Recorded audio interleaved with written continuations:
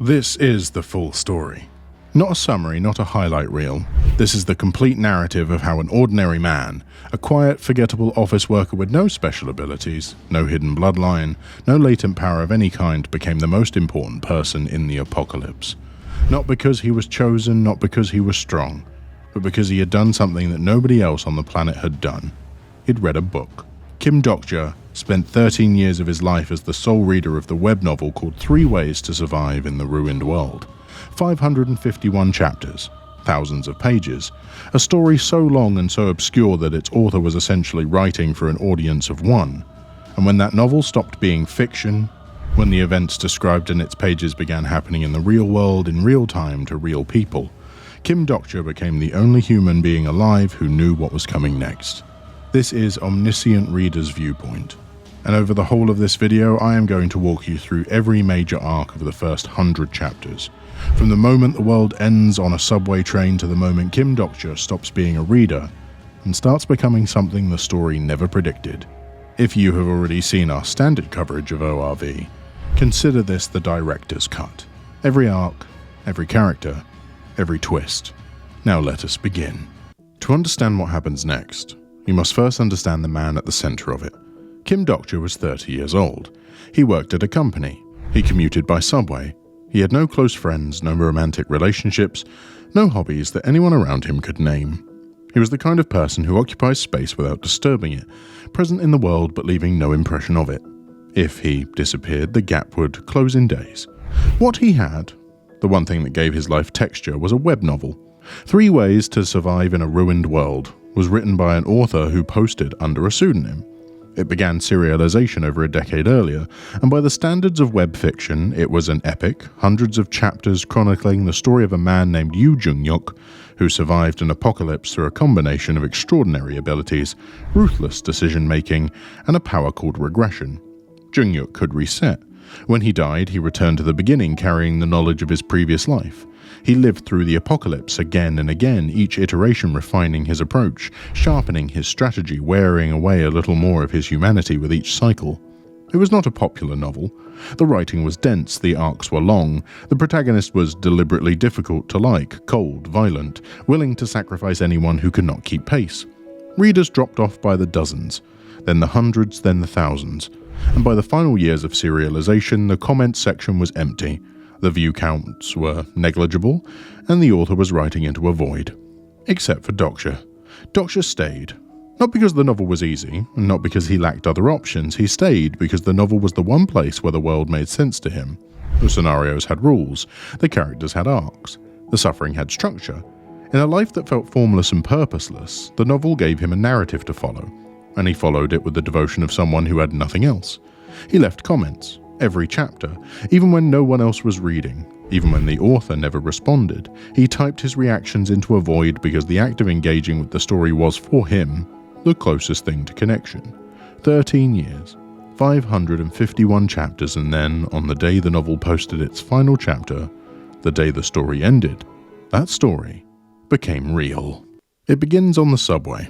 Dokja is reading the final chapter on his phone when the train shudders. The lights flicker. Outside the windows the sky changes, not dramatically, not with fire or darkness, but with a subtle wrongness that registers in the body before the mind can name it. Something fundamental about reality has shifted. And then the announcement. A voice, flat, mechanical, neither male nor female, speaks inside the heads of every person on the train. It introduces itself as the system. It announces that the first scenario has begun, and the rules are simple. Survive. The parameters are specific. Kill the monsters that are about to appear, or be killed by them. Participation is mandatory, and the penalty for non-participation is death. The passengers react as humans react, screaming, denial, bargaining with a voice that does not negotiate. Some freeze, some grab weapons, umbrellas, bags, anything, and some turn on each other, as if the threat can be redirected through violence against something familiar. Kim Dokja stands up. He moves to the center of the car, and with a calm that terrifies the people around him more than the monsters do, he begins to give instructions. He knows this scenario. He has read this chapter.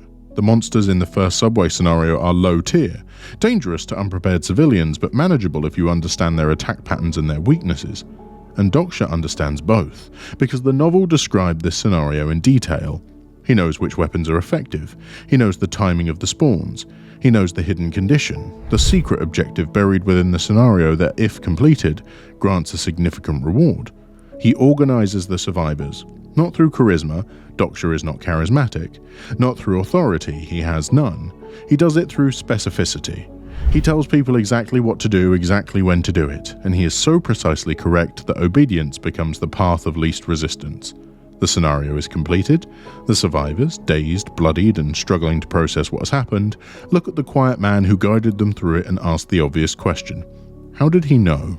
Dokja does not answer, because the answer, "I read about this in a novel," would sound insane, and because the truth is more complicated than that.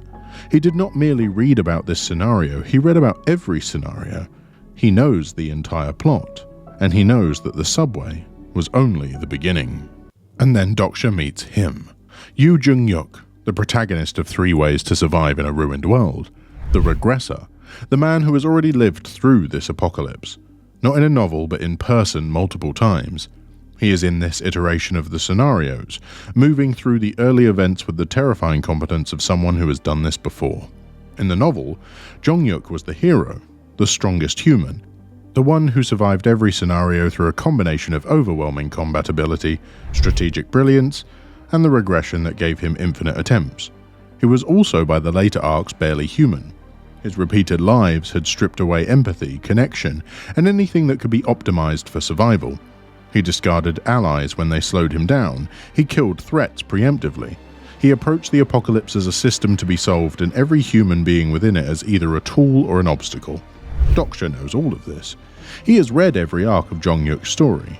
He knows the man's combat techniques, his strategic patterns, his hidden vulnerabilities. He knows the moments where Jung-yuk hesitated, the people who mattered to him despite his attempts to care about no one, the specific failures that haunted him across regressions. Meeting Jung-yuk in person is unlike anything Dokja expected. The novel described him as cold and efficient. In person, he is those things, but he is also present in a way that text could not convey. The weight of him, the exhaustion behind the competence, the way his eyes scan every room for threats with the mechanical precision of someone for whom relaxation is a forgotten concept. Dokja approaches this relationship with a strategy that is uniquely his own. He cannot reveal that he has read Jung-yuk's story. The Regressor would either not believe him or would consider him a threat to be eliminated. Instead, Dokja positions himself as useful. He offers information, not all of it, just enough to demonstrate value. He makes predictions that prove accurate. He provides strategic analysis that Jung-yuk recognizes as sound. And Jung-yuk, despite every instinct honed across multiple regressions, cannot figure Dokja out. This ordinary man, this physically unremarkable office worker, should not know the things he knows. He should not be able to predict scenario mechanics before they activate. He should not understand Jung-yuk's own patterns well enough to anticipate his decisions. Jung-yuk does not trust Dokja. Trust is a currency the Regressor stopped spending lifetimes ago. But he uses him, and Dokja, who expected this, who read the chapters where Jung-yuk used and discarded allies, allows himself to be used, because proximity to the protagonist is, for the moment, the safest position available. The dynamic between them is the emotional spine of the entire story. A reader who knows everything about a character who cannot fathom how this stranger sees through him, knowledge without understanding on one side, and power without connection on the other. They need each other in ways neither is willing to articulate, and the story will spend hundreds of chapters exploring what happens when they finally do. The scenarios are not random events. They are orchestrated performances managed by a system called the star stream and observed by beings called constellations. Constellations are in the simplest terms gods, figures drawn from every mythology, every legend, every religious tradition, divine beings who exist on a plane above the mortal world and who treat the apocalypse scenarios as a form of entertainment. They watch, they comment, they place bets. They sponsor individual humans, granting them power in exchange for compelling performances. The currency is coins. Constellations invest coins in humans they find interesting. Humans use coins to purchase skills, items, and survival advantages from the Star Stream shop system. The entire apocalypse is, at its structural core, an entertainment industry, and the humans fighting for their lives are the content. The metatextual resonance is immediate and deliberate. The constellations are an audience. The humans are characters. The Starstream is a publishing platform, and the scenarios are chapters in a story being written in real time by the suffering of real people. Kim Dokja understands this architecture because the novel explains it. He knows the major constellations, their temperaments, their preferences, their rivalries. He knows which ones are generous sponsors and which ones are sadistic observers who enjoy watching their chosen humans fail. He knows the economy of the Starstream, how coins flow, how sponsorships work, how to attract attention without attracting the wrong kind. He acquires his own constellation patron early. The relationship is transactional. The constellation provides power, and Dokja provides a narrative worth watching, but it is also, in a way, the story explores with increasing subtlety, a relationship between reader and character reversed.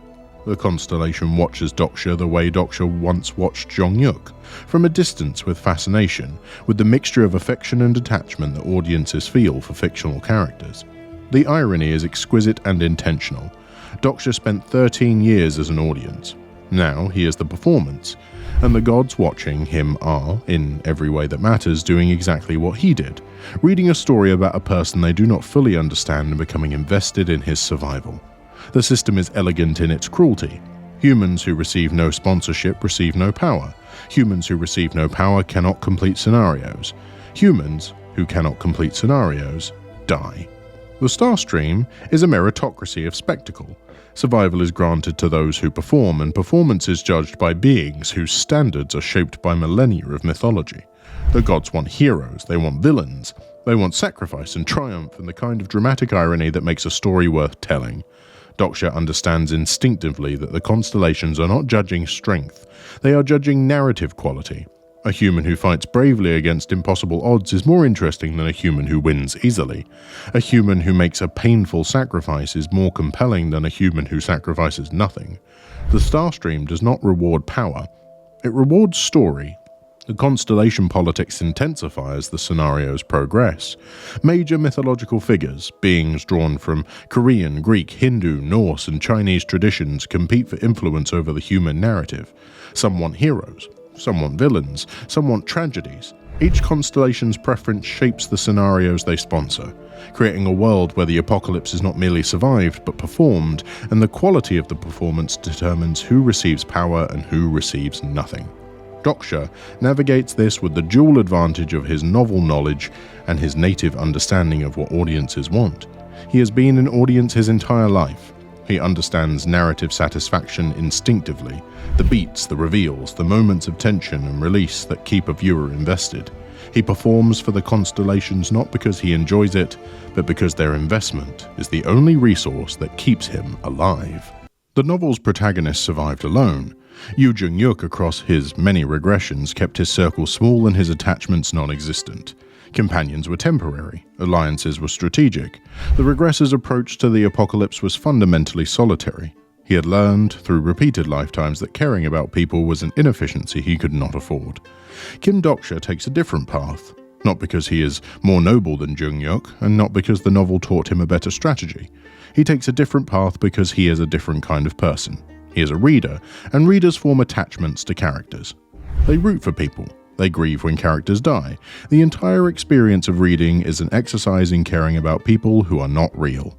Except now they are real, and Dokja finds to his own surprise that the attachment he formed while reading do not diminish when the characters become people. They intensify. Lee Jie is the first. In the novel, she was one of Jung-yuk's disciples, a brash, talented swordswoman who idolized the Regressor and fought at his side through multiple arcs. Dokja seeks her out before Jung-yuk does. He recognizes her potential, not from observation but from having read her entire character arc. He knows the fighter she will become, he knows the loyalty she is capable of, and he recruits her, not because the novel tells him to, but because he cannot stand the idea of a person he spent years reading about dying because no one saw her worth in time. Jung Hee-won follows. A woman, in the novel, was a minor character in the early arcs, someone who appeared, contributed, and faded from the narrative. Dokja gives her a larger role. He invests in her survival, her growth, and her capability. He teaches her things the novel gave her the opportunity to learn. He changes her story, not because the plot demands it, but because he cares about the person the original author did not consider important enough to develop. This is where ORV becomes something extraordinary. Dokja is not following the novel anymore, he is editing it. He is taking the characters the author gave limited roles and expanding them. He is rewriting fates that were sealed in the text. He is doing what every passionate reader has ever wanted to do, reaching into the story and saving the people the story was willing to sacrifice. The party grows. Each member is someone Dokja knows from the novel, their strengths, their weaknesses, their eventual fates, and each recruitment is an act of defiance against a narrative that treated these people as expendable. Dokja is not building a team, he is refusing to let the story kill the people he cares about. Yu-Han Soo-young enters the picture as well, a woman whose relationship to the novel is more complicated than Dokja initially realizes, and whose intelligence and ambition makes her both an invaluable ally and a dangerous wildcard. The party is not a collection of archetypes. It is a group of specific, flawed, complicated people who are learning to depend on each other in a world designed to make dependence fatal. The emotional cost is visible. Every intervention changes the plot, every saved life creates a ripple that pushes the timeline further from the novel's established sequence. Dokja's greatest advantage, his knowledge of what comes next, erodes with every person he saves.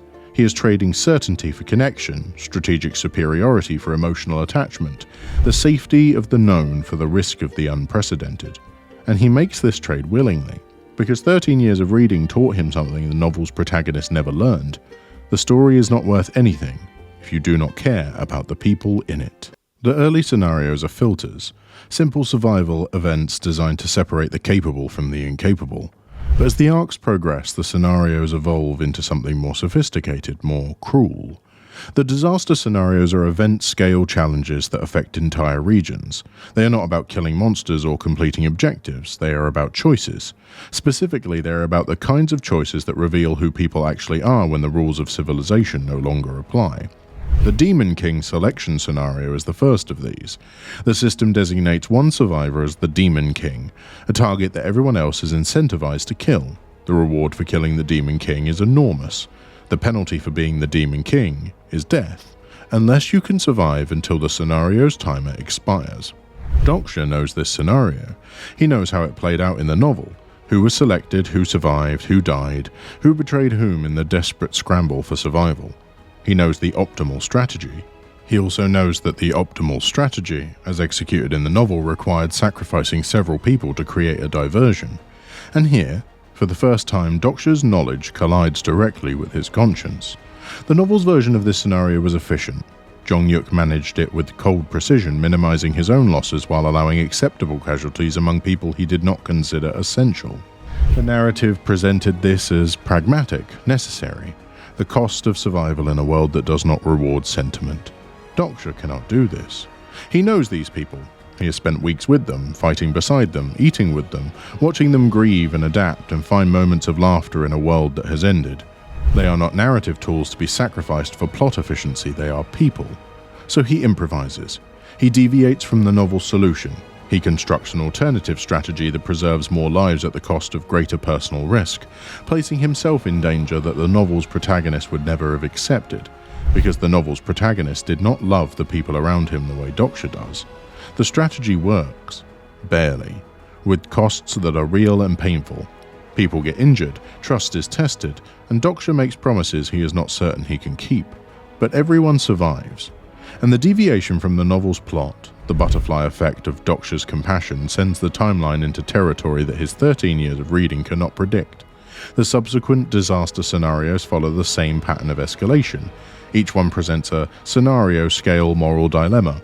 Each one forces Dokja to choose between the novel's proven solution and his own improvised alternative. And each one costs him a piece of his foreknowledge as the timeline diverges further and further from the text he memorized. The tension is extraordinary. Dokja is not fighting monsters, he is fighting the plot itself, the narrative structure that wants certain people to die for the sake of dramatic progression. He is a reader who has decided that the story is wrong, that the sacrifices were not necessary, that there is a better version of events possible if someone cares enough to find it. The constellations love it. An audience watching a man rewrite the story in real time? That is the most compelling performance in the star stream. Coins pour in. Sponsorship offers multiply. The gods cannot look away from a human who treats their entertainment as a story worth editing. But the cost to Dokja is real. Each deviation exhausts him, not physically but cognitively. He is running two versions of reality in parallel, the novel's version which tells him what should happen, and the real version which reflects his changes, holding both in his mind simultaneously, calculating where they diverge and where they still align, predicting which elements of the plot will hold despite his interference, and which have already been irreversibly altered. It is a form of mental labor that the novel's protagonist never had to perform. Jong-yuk lived the events. Dokja is comparing them against a text in real time while people he cared about depend on the accuracy of his analysis. By the middle arcs, the dynamic between Kim Dokja and Yoo Jung-yuk has become the central relationship of the story. Not romantic, more fundamental than romance. It is the relationship between a reader and the character he spent 13 years caring about, now forced to exist in the same space. Jong-yuk's regression mechanic becomes increasingly central. The Regressor has lived through these scenarios before, not once, not twice, but dozens of times. Each regression carries him back to the beginning with accumulated knowledge and accumulated trauma. He has watched people die in every possible configuration. He has tried every alliance, every strategy, every conceivable approach to saving the world, and he has failed. Every time. The novel Dokja read was the record of those failures, hundreds of regressions, each ending in a world that could not be saved. This context transforms Jong-yuk from a cold protagonist into something infinitely sadder. His emotional detachment is not personality, it is scar tissue. He stopped caring about people because caring about people who are going to die, he has already watched die multiple times in multiple lifetimes, is a form of self-destruction that even a regressor cannot sustain. Dokja knew this from the novel. He read the chapters where Jong-yuk's inner monologue revealed the weight of accumulated grief. He understood intellectually that the protagonist's coldness was a defense mechanism built from lifetimes of loss. But understanding it intellectually and standing next to the man are different things. Jong-yuk looks at Dokja with suspicion because Dokja knows too much, but beneath the suspicion there is something else, a confusion that borders on recognition. Dokja treats Jong-yuk not as a weapon or a threat or a strategic asset, but as a person. He addresses the humanity that Jong-yuk has spent regressions burying. He references moments and motivations that Jong-yuk has never shared with anyone, because no one was there in those private moments except the author who wrote them and the reader who read them. For Jong-yuk, this is deeply unsettling. And for Dokja, it is the collision of fiction and reality. The moment where the character he loved on the page becomes a person whose pain he can see and cannot look away from. The story builds their relationship with extraordinary patience. They argue. They clash strategically. Dokja's improvisational compassion versus Jong-yuk's optimized ruthlessness. They save each other in moments where saving each other requires sacrificing tactical advantage. Slowly, grudgingly, through accumulated evidence that neither of them can deny, they begin to trust. Not trust in the simple sense, trust in the profound sense. The kind of trust that acknowledges that the other person sees you clearly, sees all of you, and chooses to stand beside you anyway. Jong-yuk has never been seen. Not across all his regressions, not by anyone. He has been feared, respected, used and opposed, but never seen, never understood. The loneliness of the regressor is absolute, not because no one is around him, but because no one persists. Every person Jong-yuk has ever known has been reset. Every relationship has been erased. Every moment of connection has been overwritten by the next regression. He exists in a permanent present tense, surrounded by people who meet him for the first time in every life while he carries the accumulated memory of every version of them he has watched die. Dokja has always seen him. For 13 years, from the other side of a screen, he saw Yoo Jung-yuk more clearly than anyone in the world, and now, standing inside the story, he sees him still. The emotional weight of this relationship is what transforms ORV from a very good survival manhwa into one of the defining works of the medium. It is not about power. It is not about systems or scenarios or constellations. It is about two profoundly lonely people who find, in the apocalypse, the connection that neither of them could find in the world before it ended. By the 100th chapter, Kim Dokja is no longer the man he was. The quiet office worker who stepped onto a subway train with nothing but a phone full of novel chapters has become a leader, a strategist, a figure the constellations watch with fascinated attention. His party, the people he chose to save, the characters he refused to let the plot discard, fights beside him with the loyalty that one novel's original narrative never produced. But the most significant transformation is internal. Dokja began this story as a reader, an observer, a man whose entire relationship with the world was mediated through text. He understood things by reading about them. He processed emotions by watching characters experience them. He lived in every meaningful sense at one remove from reality. The apocalypse stripped that distance away. He cannot read about Lee Ji-ye's bravery. He must witness it, must stand beside her while she fights, must see the fear she refuses to show, must understand that her courage is not a narrative device, but a choice she makes in every moment. He cannot read about Jung Hee-wong's growth. He must participate in it, must train with her, must trust her in combat, must acknowledge that the person she is becoming is not the person the novel described, because his presence has changed her story.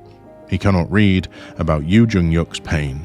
He must look at it, must sit across from a man who has died hundreds of times and not look away from the evidence of what that has cost him. The reader becomes a participant. The audience becomes a character. And the knowledge that once felt like omniscience, the godlike certainty of someone who has read the ending, begins to feel like something else entirely. A burden, a limitation, a cage built from chapters and plot points that the real world has outgrown. Because the story Dokja is living is no longer the story he read. His interventions, his relationships, his refusal to accept the novel's sacrifices, all of it has pushed the timeline into uncharted territory.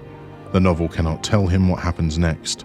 For the first time in 13 years, Kim Dokja does not know what comes next. And for the first time in 13 years, he is alive. Not reading about life, living it. There is a scene. I will not spoil its specifics because the impact depends on arriving at it unspoiled, where Dokja looks at the people around him and realizes that he is no longer reading their story, he is in their story. They are in his. The boundary between reader and character, between the man who watched from outside and the man who bleeds alongside them, has dissolved, and the dissolution is not triumphant, it is terrifying, because a reader can close the book, and a character cannot. The transition from cerebral to emotional is the defining achievement of ORV's first 100 chapters. It begins as an intellectual exercise, a reader with a unique advantage navigating a system-driven apocalypse, and it ends as something profoundly human, a man learning that knowing a story is not the same as living one, and that the messy, painful, unpredictable reality of caring about people is worth more than all the foreknowledge in the world. This was part 1. The first 100 chapters, the foundation. Omniscient Reader's Viewpoint is available on Webtoon, with the manhwa by Sleepy Sea and Red Eye Studio updating regularly. The novel by Sing & Song is complete at 551 chapters. What I've covered today is the beginning of the story that does not stop escalating. The constellation politics deepen into full-scale cosmic warfare. The scenarios evolve from survival challenges into existential crisis. The metatextual architecture, the story about stories, reaches a conclusion that redefines what the word reader means. And the relationship between Kim Dokja and Yoo Jung-yuk becomes one of the most emotionally devastating partnerships in the entire medium. Part 2 of this compilation, covering the middle and later arcs, is coming. And I will tell you now with full confidence what comes next makes everything I just told you look like a prologue. If you made it through all of this and you want more, subscribe. You've earned it. Manhwa Recap Vault covers the most compelling stories in the genre, and ORV is the reason this channel exists. Thank you for watching, and I'll see you in the next recap.